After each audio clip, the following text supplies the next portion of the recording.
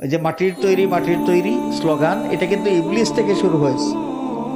অনেক মানুষ বর্তমানে বলে না যে নবী মাটির তৈরি, নবী মাটির তৈরি, নবীর মাটির তৈরি, মুখে ফেনা চলতেছে এই বক্তব্য দিয়া। আরে বাবারে, নবী মাটির তৈরি না হীরার তৈরি, তোমার তো এই কথা চিন্তা না করলেও চলে। তোমার চিন্তা করা দরকার, যেই নবী পেয়েছ সেই নবীর আনুগত্য কতটুকু করতে পেরেছ। নবী কিসের তৈরি এটা নিয়ে তোমার মাথা ঘামানোর কি দরকার? আর মাটির তৈরি তো একজন, তিনি হচ্ছেন বাবা আদম আলাইহিস সালাতু ওয়াস সালাম।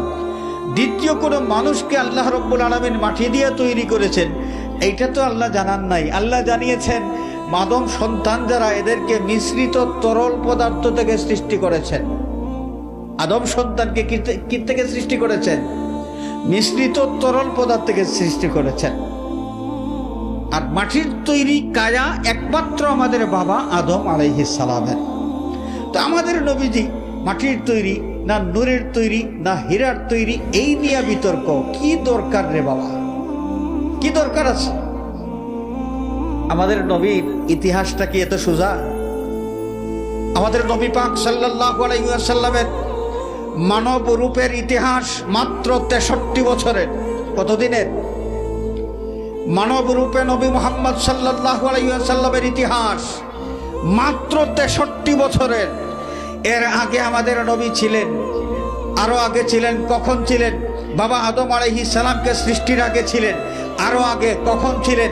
যখন আরশ ছিল না, কুরসি ছিল না, লৌহ ছিল না, কলম ছিল না, জান্নাত ছিল না, জাহান্নাম ছিল না, আসমান ছিল না, জমিন ছিল না, সৃষ্টিকুলের মধ্যে কোনো কিছুর অস্তিত্ব ছিল না। একমাত্র সৃষ্টিকর্তার অস্তিত্ব ছিল।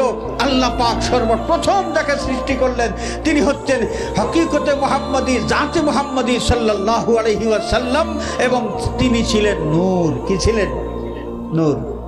সে নূর হয়ে আস্তে আস্তে হজরতে আব্দুল্লাহ রাদিয়াল্লাহু আনহু, আব্দুল্লাহর কপাল মোবারক থেকে সেই নূর আমেনার মধ্যে, এবং সেই আমেনার গর্ভের মধ্যে জসদে মুহাম্মদী মানব রূপের এই কায়া সৃষ্টি করার পর ওই কায়া দিয়া নূরে মুহাম্মদী, জাতে মুহাম্মদী, হাকিকতে মুহাম্মদী সাল্লাল্লাহু আলাইহি ওয়াসাল্লামকে কাভারিং করে আল্লাহ রাব্বুল আলামিন পৃথিবীতে পাঠিয়েছেন। আল্লাহ নবী মানব রূপে পৃথিবীতে শোভাগমন করলেন। এই হচ্ছে আমাদের নবীজির দ্বিতীয় পর্বের ইতিহাস। মাত্র 63 বছরের এই ইতিহাসের দিকে তাকাইয়া বলবা যে নবী মাটির তৈরি, বিবেকটা কোন জায়গায় আছে? বিবেকটা কোন জায়গায়? নবী যদি এখানে মাটির তৈরি হন, তাহলে আদম আলাইহিস সালাতু ওয়াস সালামকে যখনও সৃষ্টি করা হয় নাই, তখনও আমাদের নবী আল্লাহ রাব্বুল আলামিন নবুয়ত কাকে দিয়েছিলেন? আমাদের আল্লাহ পাক যে নবুয়তটা দান করলেন, নবীজি বললেন কুনতু নাবিয়্যান ওয়া আদামু বাইনাল মা'i ওয়াত তিন। পানি এবং মাটির মধ্যে যখন আদম গোড়াগড়ি করেন, ওয়া আদামু বাইনার রূহি ওয়াল জাসাদ, আদম আলাইহিস সালাতু ওয়াস সালাম তার কায়া সৃষ্টি করা হয়েছে, জীবন তখনও পান নাই। আমাদের নবী বলেন যে আমি তখনও নবী। সুবহানাল্লাহ, তখনও নবী। এই নবুয়তটা আল্লাহ পাক কাকে দান করেছিলেন? কাকে দান করেছিলেন?